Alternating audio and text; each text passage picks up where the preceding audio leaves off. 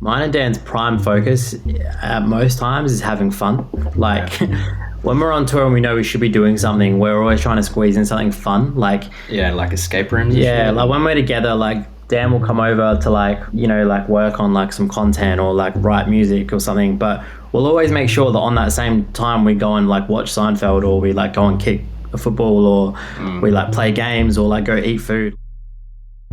We have tried having other members, like we have had sessions with other people, and it just like didn't feel right. Even like our best friends, like coming in for session, and like we'll have a jam, we'll be like, yeah, that was fun, but something about it just like it doesn't quite glue. And also we don't have heaps of money, so we can't afford like a third plane ticket. Yeah, it's cheaper with two people. It's cheaper. Get around in a Swift, it's good. Yeah, like that bit. I think I've said it already, but this is definitely the album that like our 13-year-old selves wanted to make, which is really cool.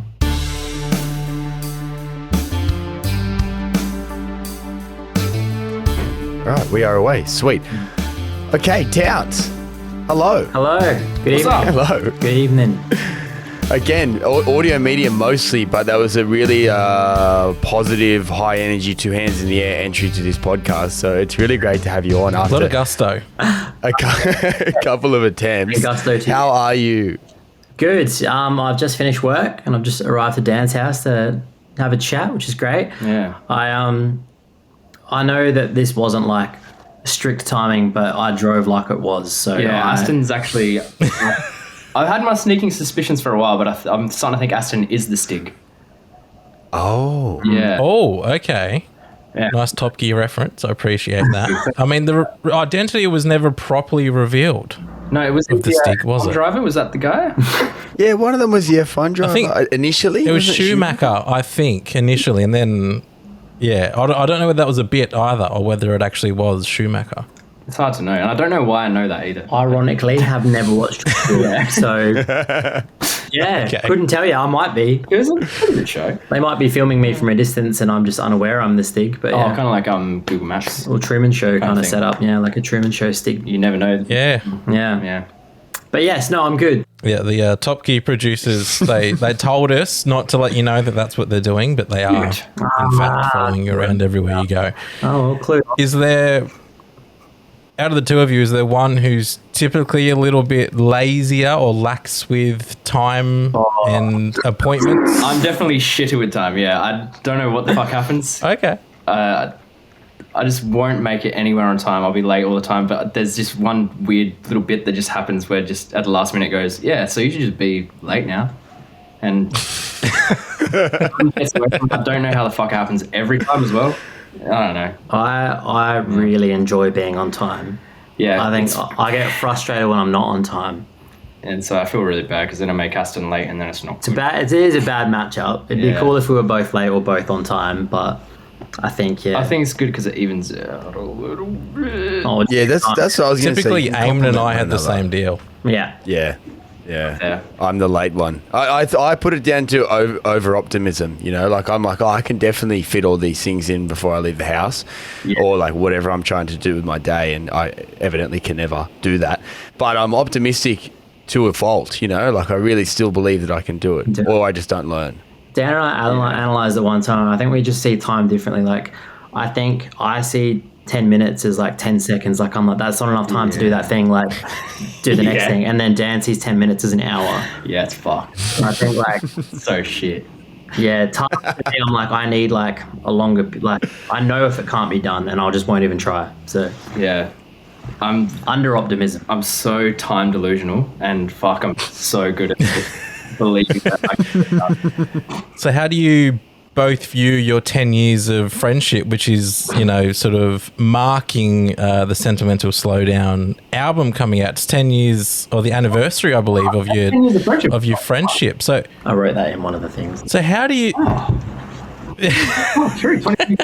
So how do you each view the time frames then? I've already got a bit of an insight to that, but how do you look back on the 10 years? It's gone quick. I think to be fair, like the first maybe 3 years of friendship was just like friendship. Like we like did a few assignments together and a few like creative things, but in terms of like being in a band and being creative, like and working together, that only started about 3-4 years in. So The friend, yeah, I don't know how to even explain it. It's gone quick. I think we're trying to remind ourselves to be friends still because we forget to hang out. Like, I think a lot of the times we get together, it's like, oh, we're supposed to be doing something, aren't we? So you kind of get a guilty feeling, like when you're just hanging out, you're like, oh fuck, okay, hang on, we should probably do this. Like, no one tells you that when you do a band that it actually turns into a small business. It does. No one tells you that bit, and so we're hanging out and we're like, oh fuck, shouldn't we be running our business at the moment? It's got way less appeal than get famous. Yeah. Start a small business. Whoop. Yeah. I know what I'd rather. You can never have too many small businesses. It's an interesting perspective actually that we probably haven't heard enough of before, despite speaking to plenty of artists in that similar situation. But how have you kind of managed the friendship side of things developing into a band? We know you guys have released your first EP in 2018. You were friends 10 years ago, the beginning of from uni, we believe. But like that whole process, is it something that you've reflected on much, or is it just like one thing has fallen into the next? Obviously you're strong, you're still making great music and in a band and about to release an album, but the friendship versus bandmate side of it, how have you managed that or considered it? I think it's just naturally happened. I think, I'm not gonna lie, I don't think we've thought about it much, or if we do, we go, we really got to do that. And anyway, but we got to do this now, and so it's just, I think it's naturally. I think probably the key to it is pretty subconscious, but mine and Dan's prime focus at most times is having fun. Like when we're on tour and we know we should be doing something, we're always trying to squeeze in something fun. Like like escape rooms. Yeah, like when we're together, like Dan will come over to like, you know, like work on like some content or like write music or something. But we'll always make sure that on that same time we go and like watch Seinfeld, or we like go and kick a football, or we like play games, or like go eat food. Like I think we're so preoccupied with having fun. So I think it's probably not a great work ethic, but I think it's probably what's kept us going this long. I think like we wouldn't be doing it if it wasn't fun. So I think it's a good work ethic, because that's that's actually how we also wrote some of the tracks on the album as well. It's true, because we kept going like, all right, write music, and we go, Seinfeld break, let's go. I think it works well for us. It's all about the balance, right? Because you can't just have, you know, because then you get burnt out, and then you know, little fractions start to, you know, your friendship starts to feel a little bit distant because all you're doing is working. But if you can, you know, find time to have fun whilst you're working at the same time. I mean, Eamonn and I don't want to keep comparing what you guys are doing to Eamonn and I. I've done it once already, but we went to a Mariners game over the weekend, and then we thought afterwards we spent about 20 minutes chatting all about Homebrewed, and like we also similarly feel a little bit guilty, I think, if we're catching up or hanging out, but we're not really planning or talking about the show in any way. Yeah. Did you Central Coast Mariners? Yeah, is that Mariners? what you're talking about? The Central Coast Mariners, the very same. Okay. Not that, because the Adelaide United, you guys had another game then, obviously, between that and the Adelaide United one, right? Yeah. Because that was the opening? Yes. Yeah. So you guys are Adelaide United fans? Yeah. Yes. This has never, well, actually, this has happened once before, but only with Central Coast artists. We rarely encounter football fans in the wild. Oh, yeah, no, yeah. it's pretty big, rare, yeah. We're big. Yeah, that's actually how we have a lot of fun, to be fair. Football has been a big Dan one. lives like a 5-minute walk from Cooper Stadium. So we always like, Nice. whenever we're free, we'll go and watch. He's like, we went to a bunch of games last year. I wish we caught the opening one, but We were doing something. I was around. I think I'm saying with someone else, but I watched it on my phone. So, but Yeah, it was funny. Like I remember like growing up, I always say this to Dan. Like I grew up playing like soccer, football, and then I sort of found music when I was like 13, and then I was like, oh, you can't like both. So I just like went headfirst into music, and then like around like 2020, I just was like, what the hell? Like I'm sick of music, and then soccer and like football just became like a nice hobby again, like where it was just like something I like am so obsessed with again now, and Dan's obsessed with it too now, which is good. Yeah, fuck, it's good. It's just rough.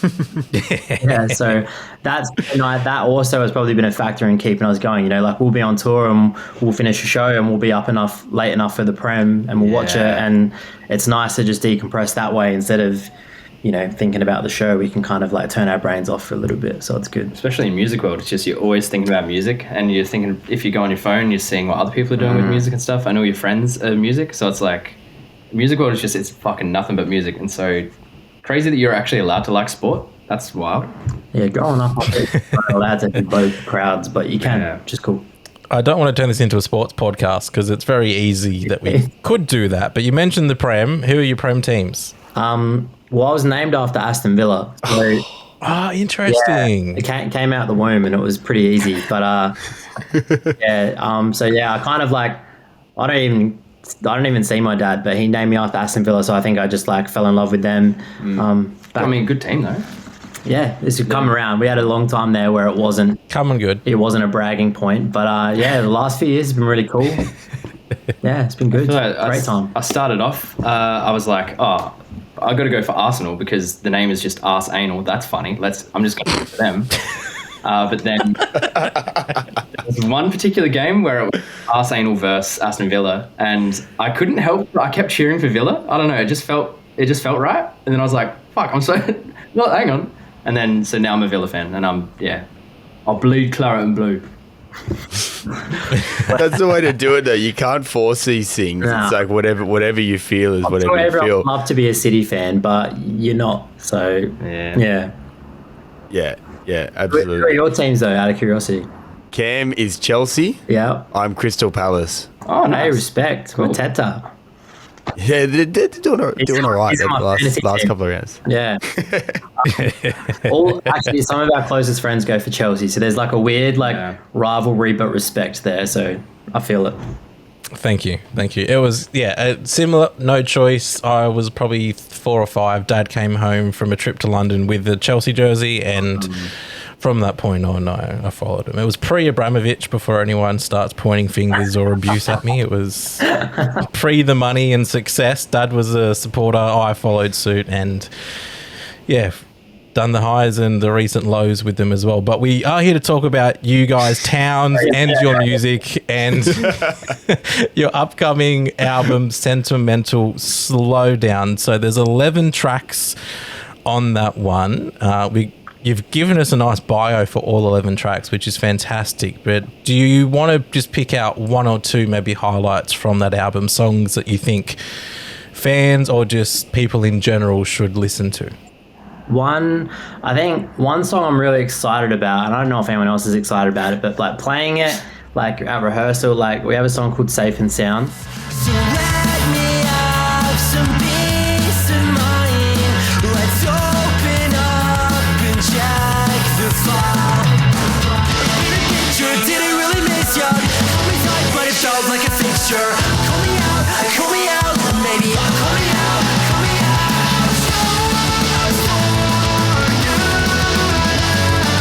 Every time I'm back again, I speak up slowly with no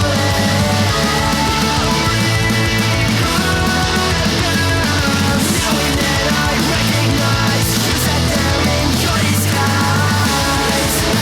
And it's probably like our fastest song we've ever written, the fastest I've ever seen Dan drum, which is sick. It's hell hard to play. It's fucked. It's fucking hell hard. It's definitely like raised on a punk beat. So having a song that is actually like fast and just like super like energetic and high energy, it's really exciting. It's definitely like our most pop punk song. Yeah. Like it's just got all those influences that I think we both like really vibe with. It's hard to play, but I'm making Dan play it because I love the song. But I think I'm excited. It feels like it's got everything that I think we wanted to do for a long time, and we finally just had a go on a song and did it, and it rocks for me. Yeah, unless you got another song that's different or better. Do you want my pick now? Yeah. Let's hear it. Yeah. Right. Straight off the bat, fucking rough. Ooh. Coming Clean's a ballad. Yeah, we can chat about Aston Villa a bit more if you want a bit more time to. Look, I just 5 more minutes, you know. I mean, like we kind of have done our first acoustic ballad as well.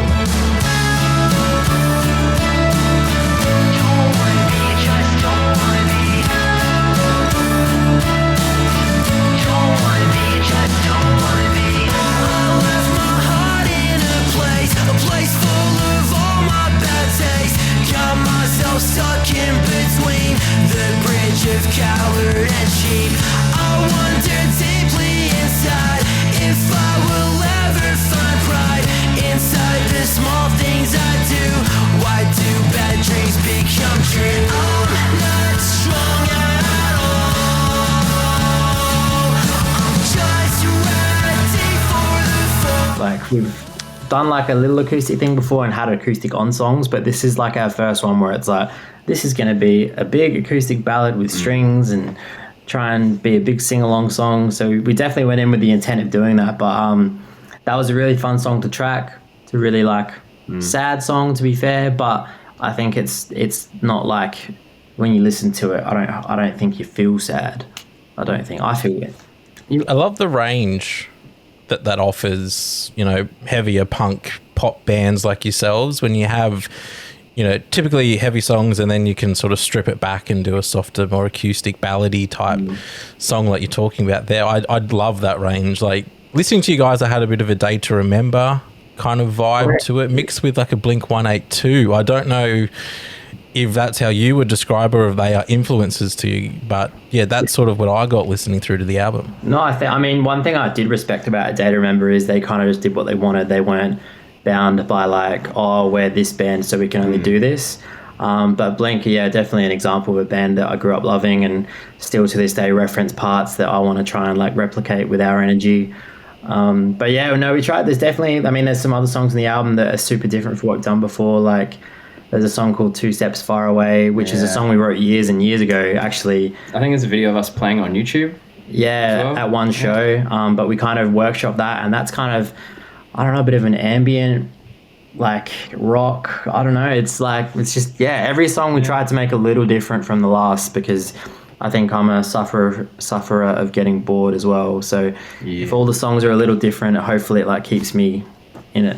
Yeah, and because your origins were probably more closer on the spectrum. I mean, you've always had the town sound, but you were more in the maybe alt indie. I saw that you supported, and when I say alternative indie, I mean I'm talking about bands like Title Fight, Turnover, you supported at least one of those bands I saw. Yeah, which is really, really cool. And then now you're just nailing the pop punk sounds as well. Do you think pop punk's having this moment or like a resurgence? Because bands like Between You and Me, who I think you've also supported, and yourselves are just absolutely nailing that sound, that pace, that energy and the noise, and repackaging it for the 2020s audiences, which I suppose depending on what generation you're from, it might feel semi-nostalgic or it might feel brand new. But was that really intentional? Obviously it's intentional to choose that sound, but intentional to draw on those influences and make it your own in the modern day, or is it just the natural progression of where you guys have gone? Kind of a bit of both, to be honest. Yeah, I feel like the turning point was it used to be like kind of uncool to like Blink. Like there was that period of time where it was like pop punk was like a dirty word. Yeah, like it had lots of negative connotations and stigmas, and I think 100%. Mentally, it was always like those songs were what I grew up on and what Dan like grew up on as well, and like Tony Hawk soundtracks and teen movies, like all those soundtracks, which is like it might not have been cool to say so, but they definitely shaped us. So yeah, we definitely wanted to pay homage to that a little bit, I think. And yeah, there's been lots of pop punk over the years that, from, you know, not like, this is not to shame any bands, but they just haven't been for me. They haven't had the like that nostalgia or that like aggressiveness that I think pulled me into pop punk. But yeah, it was super subconscious, I think. I think like there are some songs on the album that aren't pop punk, I think, but I think like we never intended like at some point to go, oh, let's be pop punk now. It's just, I think it's just the way our brains opened up and allowed us to sort of create things from what we wanted from when we were younger. I think I've said it already, but this is definitely the album that like our 13-year-old selves wanted to make, which is really cool. Yeah. Oh, I'm curious too. Obviously, it's just the two of you for all of the recordings. Presumably, it's more than just the two of you for the live show, because Eamonn talked about, and you know, I've listened to the album as well, which is out. I think based on the timing, I think it's out this Friday. Or out this week is the album release, but it's high energy. There's a lot of sounds going on, so presumably for a live show, it's more than just the two of you. But for those recording sessions, how do you like? Dan just on drums and Aston doing all the other stuff? Do you have other people that work with you? How do you create that full sound? We were actually talking about this the other day, but it feels a little bit unfair when we do the recording process. It's like I'll do drums, like, first thing I do the drums, we go, yeah, awesome, and then I just kind of fucking sit around for ages. I do bleep bloop noises on my laptop and like some random shit that makes it in the songs, like in the background and stuff. But like as far as guitars and bass and stuff goes, like that's all Aston, and then the vocals as well. So I'm just sitting around for like ages doing nothing. It is like, it definitely is a little bit of like, I want to have a go sitting. But it's just, I don't think we've ever used like session friends or in the studio. Like we've definitely had them come and provide ideas always. As for our live show, it is just the two of us. We're a little bit cheap. Wow. And the things that we can't play, we like synth sounds or like bass players, for example, we use a track.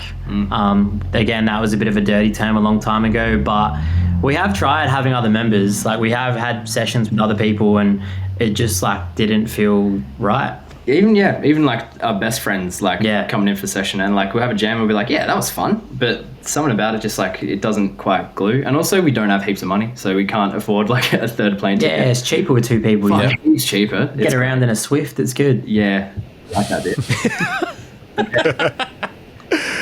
It's I feel like it's not a dirty word though, because you've got two people up on stage giving it their all. It's not as if you are lip syncing your own lyrics. As you're using a track to supplement where you're at the maximum output of individuals on stage. So I like hearing that alone just makes me want to see it live, and I hope our listeners are having the same experience. And on that, you will be touring this album release, Sentimental Slowdowns, all this month. What grabbed me and I thought must be so awesome for you both is that you sold out a hometown show and have added another. So how does it feel to get so much love from Adelaide, where you're from? Feels good. Yeah, it feels really special, especially at a venue we grew up going to and started like cutting our teeth at, I guess. Like got a lot of like I feel like landmark type of, what are they called? Achievement kind of milestones. Milestones, yeah. Like I was remembering there was one show played in 2018 at Cranker that just like that was right before we released Safest Day, and it was just like there's a different energy. Like we've played some shows where like it just feels like you're kind of yourselves, like feels like you're getting better at playing and making music and stuff. And there was one show in December I was like, yeah, this feels great, and so it's good to go back there. And then there was another one in May. Oh yeah, I remember one. That was a good show. Rocket, wasn't it? Oh no, we did Cranker too. Yeah. Oh yeah. But yeah, no, it's really good. Playing Adelaide as a headline band is really exciting as well. We've done lots of shows where we're supporting, which is great for like introducing ourselves to new fans and things like that. But it's going to be really exciting to play to like a sold out room of people who I guess want to see us. Like it's definitely a scary thing when you're supporting. We're like, you definitely look around sometimes and you're like, man, I hope they don't just like hate this because they just want to see the headline band. So it's nice going into it. You kind of feel a bit excited knowing that everyone's kind of there, is familiar with what you do, and they know what to expect. And we're also curious on like the Adelaide and I guess more broadly South Australian music scene. Obviously we're on the Central Coast and we're very familiar with our local scene, and then also Sydney, Newcastle and the surrounds. We hear a lot out of WA and Perth and the way that COVID, I guess, helped their local scene. A lot of bands like Dice, South Summit, a lot of indie bands from WA just sort of really got this real surgence because they were suddenly supporting your bigger acts in bigger venues and they got that exposure that way. I've also heard, the whole, the venues argument and pubs and clubs and pokies, which was a big thing here in New South Wales, has sort of hindered our live scene. So broadly, I guess, what's your take on Adelaide and South Australia and, what sort of opportunities are available to you guys as a result? I feel like there was a weird push and pull with it because like we, our venues were open and stuff like that, but we had this no dancing rule for like ages. And so it almost gave shows like a weird smelly feeling because there was all these shows happening, but they were all sit down and like, it was strange. Yeah, I think like COVID was really good for the industry because there were so many bands that were born from it. especially in Adelaide. Like there were a lot of bands who sort of came out and decided to start a project, and they were able to play these venues they couldn't usually play because the capacities were a little bit smaller. So I definitely think it was really good for increasing our scene, but I think for bands that I guess were pre-existing, like us, for example, we definitely found it a little tricky to sort of stay, like, you know, because there were so many new bands, we had to try and play venues, but they were all booked out. And yeah, it just became a little bit like I don't know, it was a little chaotic, but but in terms of like the art being created, it was great, I think, personally. Like that never went away. It was just the live experience became a bit disgruntled. Yeah. And then in 2024, how do you rate the Adelaide scene, musically, nightlife, that kind of stuff? My partner and I went down at the start of the year to Adelaide. I'd never been. I loved it, eh? I thought it was a very cool city. We both really, really enjoyed our time there. But went out to one club, but we're only there for a few nights, so didn't get to go see a band or anything like that. So how do you rate the scene post-COVID in how it's all operating? I'd say it's same thing. It's like very fruitful. I feel like there's a lot of shows on. Like there's this publication called The Note that we were in recently. That there it is. Yeah, there's this gig guide in the Note here. Shout out to We have a prop. That's awesome. Yeah, exactly. And I was looking at the gig guide, and it's just like fucking. There's so many shows on, and it's just hard to, like, there's just so many shows on, there's so many bands doing stuff, there's so many bands doing stuff at like such a cool polished level, there's lots of people like making music that just like feels real fucking cool. Yeah, it's, I don't know, I love our scene. It's just tricky to make it out to all the shows. Yeah, definitely proud of it. I think I'm very proud of like a lot of our bands, even like ones that have like gone on to massive things and taking it like international even. Like it's just sick knowing where they came from, because Adelaide always gets perceived as that small, like irrelevant city. So it's just nice proof that we can still achieve things too. Yeah. We've got a small irrelevant football club, so it's only I'm kidding. Have to throw that in there. The Mariners have had a good few. On that, We're going to rue that. I know. I wouldn't be this cocky if we had just come off the back of a treble, but our start to this season hasn't been as fantastic. But anyway, more broadly on that point, international acts typically don't stop in Adelaide. Yeah. It's Sydney, Melbourne, Brisbane if you're lucky, but Adelaide is often forgotten about.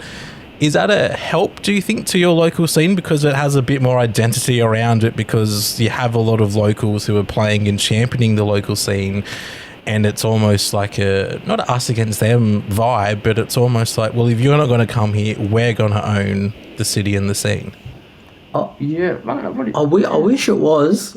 I think people keep like flying off to go to the other ones, so I'm like, I don't know, I think people just be like, oh, there's that local show, but I need to spend $300 going to Sydney to see this band. So I'm like, and then they don't have as much money to spend for the local shows. I always found it really confusing, like when artists were like, oh, like we'll just do like 8 nights in Melbourne, and I'm like, to save on flight costs, because like for the economy, I think you've got thousands of people flying there to go see those shows. Yeah, Paramore? Yeah. These people went to that. So it's just that, like, I understand it's not always viable as an option, and I know a lot of the times being an artist that it's not up to you where you go. But yeah, I think Adelaide people are spending money to go other places to see bands. I do it myself. Like there's a band I'm seeing in Melbourne next year. Dan's seeing a band in Melbourne the end of this year. It's like you kind of just have to do it. And yeah, I think that hinders my cost and ability to be able to like go see stuff. That's a good point. Yeah, I wish it was I wish it was the like nicer way where it's like, oh yeah, the scene's better for it. But yeah, good point. Yeah, it's such a vexed issue, isn't it? Because it can, for every reason you think, oh, that could be a good thing, then you both hit with a reason where it's actually quite the opposite. But on the topic of your album, Sentimental Slowdowns, and on the topic of trends in music, I thought we've been speaking and seeing a lot lately about bands, and I suppose it's driven a lot by algorithms and how we consume music now, not necessarily opting for the album route. Now, you have been around for some time now, and this is your debut album, and I'm personally a big album guy. I love albums. So Sentimental Slowdowns is great. But was there ever a discussion or a consideration to not go down the full body of work route and instead just focus on singles or anything like that? because of the way music is now being released and consumed, or was there a specific desire to package it all up? I feel like it was almost a unanimous kind of. Yeah, we always knew we wanted to do an album, and I think we were so scared of the EPs being perceived as albums, which happened occasionally, and we were like, oh, don't take that from us. But I think albums will always be made just like I think movies will always be made, despite TV shows existing and that being such a predominant thing. I think like I myself like movies over TV shows because I like just sitting there and having that experience. And I think I'm the same with albums. Like I love seeing a band represent themselves, like where they're at, like creatively, seeing like the artwork, seeing the rollout, seeing like all their body of work in one thing, and they have that story to tell. Singles are great. Like I love singles too. Like singles are everything as well. But I think I'm a big fan of a capsule. So I think we'll probably do another album. Oh yeah. Yeah, we're definitely not gonna stick to the single route. But I do love singles. But I like other people's singles. Like we don't have money for you get singles all the time. It's good. We need the resistance. We've been kind of discussing and obsessing almost. I find it so interesting how our listening habits are changing and how that's influencing how bands make music too. But I'm with you in terms of the whole cohesive body of work, and representing yourself in more than just one song is a fantastic way to do it. And if you want to hear it from Towns, it is out this Friday, November 15. We're recording the week prior, but it will be out this Friday, and you're doing a whole tour all around the joint to celebrate that album release. We mentioned those Adelaide shows that you have. The one most relevant probably to people in and around our area is Saturday 29th of November, your Sydney show at the Trocadero Room, which I've never heard of, but it's immediately piqued my interest. So that album will be in and around you very, very soon. Towns, it's been so good to catch up finally. Thank you. We know you're on a time restraint, as are we, so thank you for taking the time and dealing with my various software update issues that delayed the start of the interview.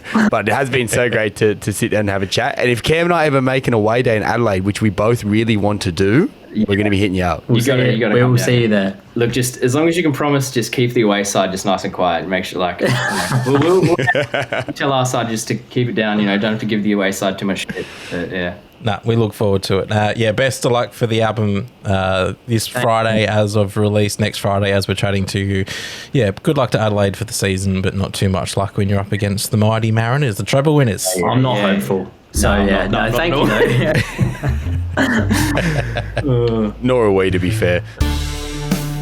Well, I'll tell you what, that was probably one of my favourite episodes. He says not knowing what episode this is going to be attached to at the end for the outro, but I'm sure it was a cracker regardless. And if you want more from us, head to www.homebrewed.au. All of our work is done on Darkinjung Land here on the Central Coast. We pay our respects to Indigenous past, present and emerging.